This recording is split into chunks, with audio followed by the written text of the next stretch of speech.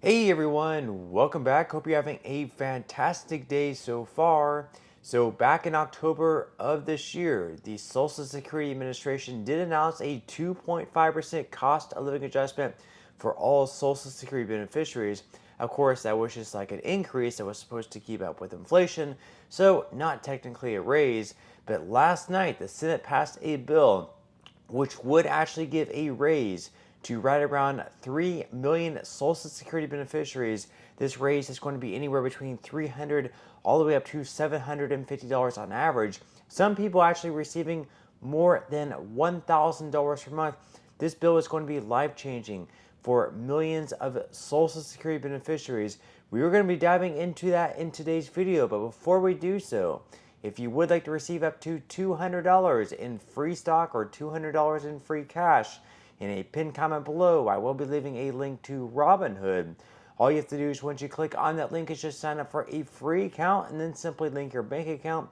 You do not even have to make an opening deposit. At that point in time, Robinhood will be sending you one free stock worth all the way up to $200.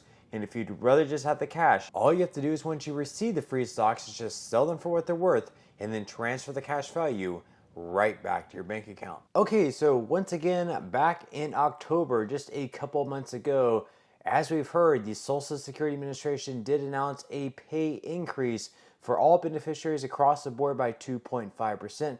Now, of course, this was just an increase, not a raise, simply because it was just supposed to keep up with inflation. Although, if we're being realistic, the 2.5% increase is probably not actually going to be keeping up with inflation. We've seen the data over the years that even with all the cost of living adjustment increases, inflation has actually outpaced that. So you're not actually able to pay for the same goods and services that you were in the previous year. Sure, it's nice to have some type of increase, but if we're being realistic, we're probably not actually able to buy the same exact goods and services as we were in the previous year with the cost of living adjustment. But last night, the Senate actually did something really, really special. It's actually great news. For the first time in a while, there's actually going to be a true raise for certain beneficiaries of Social Security. It is going to impact close to 3 million Social Security beneficiaries in total, and on average, this raise actually, it's not an increase, it's actually going to be a raise because you're actually going to be able to buy more goods and services with this extra money as opposed to just keeping up with inflation. It's actually truly going to be a raise on average of anywhere between 350 upwards of 700 on average. Some people in the story, as we're going to go over here in just a second, are actually going to be receiving much more than that, $1,000 plus in additional payments next year in 2025. And this is also going to be included back pay, retroactive payments starting all the way back in January of this year. So this is going to be huge for a lot of beneficiaries of Social Security. This is a bill called the Social Security Fairness Act, and it repeals the windfall elimination provision as well as the government pension offset. So if you worked a public sector job and you're now receiving a pension, or you're expecting to later on receive a pension, but you also worked in a private sector job that contributed to Social Security and you expect to also receive a Social Security benefit, well, before this bill passed, because you're receiving the pension, your Social Security benefit is going to be reduced up to a certain percentage, and therefore you're going to be receiving a lot less in retirement potentially, simply because you're also receiving that pension. Well, what this bill did is it eliminated that, so you're no longer going to be punished for receiving your pension if you also are expecting to receive a Social Security benefit. So we are going to be diving into this article here by the Hill, and this bill actually passed by a wider margin than I even expected. They did have 62 co-sponsors along with the original sponsor of the bill. I was expecting maybe 61, perhaps up to 63 votes.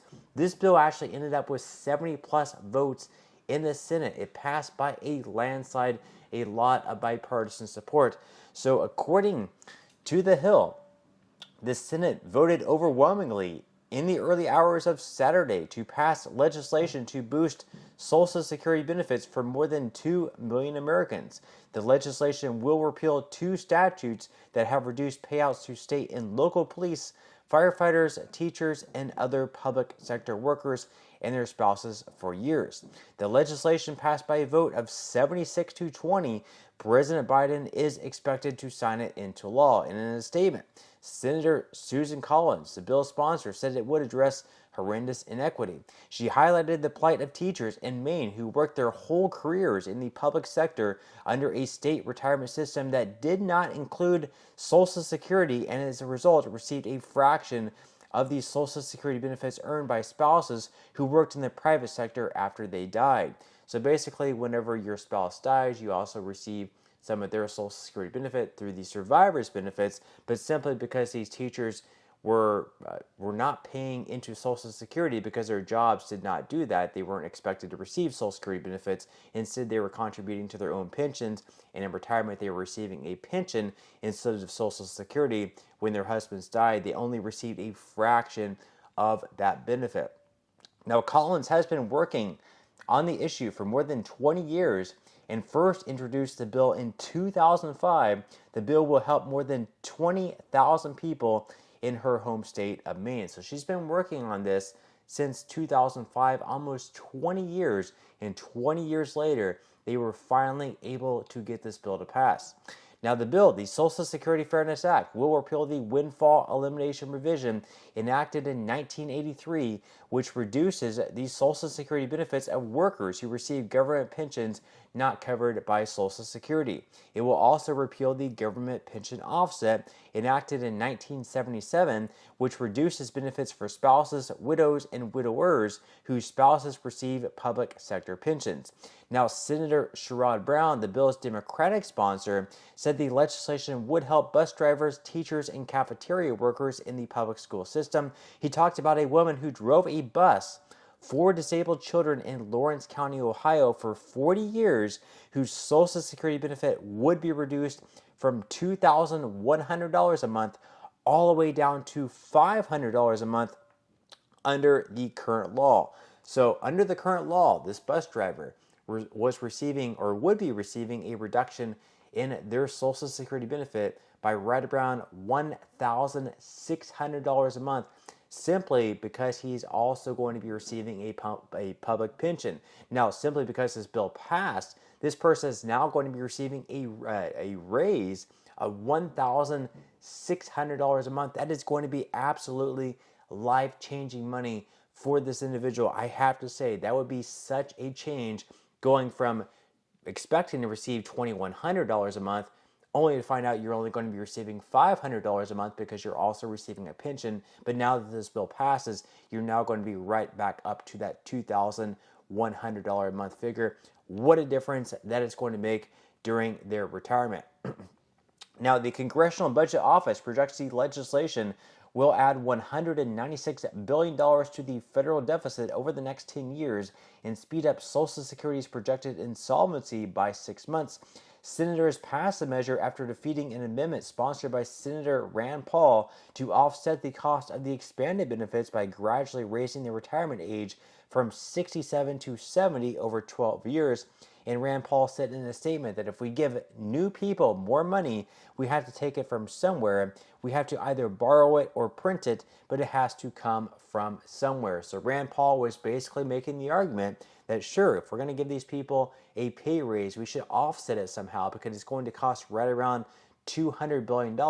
So we need to either raise taxes or find some way to pay for it. And in his way to pay for it, he was going to slowly, gradually raise the full retirement age over the course of like 10 years from the age of 67 up to 70. That was going to be his way to pay for it. Now, that was struck down by the majority of senators, so that measure actually did not pass. Now, of course, in some other news, some other things that took place yesterday is that the House and the Senate, Republicans and Democrats, were finally able to agree on a plan to fund the government over the next few months, so they are not going to be shutting down. This was, of course, to be expected. They always seem to drag these things out to the very last second, and you expect there's going to be some sort of government shutdown, but they don't want this to happen, so they ended up striking a deal at the very last second. The House passed it, the Senate passed it, and of course it is going to be sent to Biden's desk to be sent into law, and they are going to avert a government shutdown.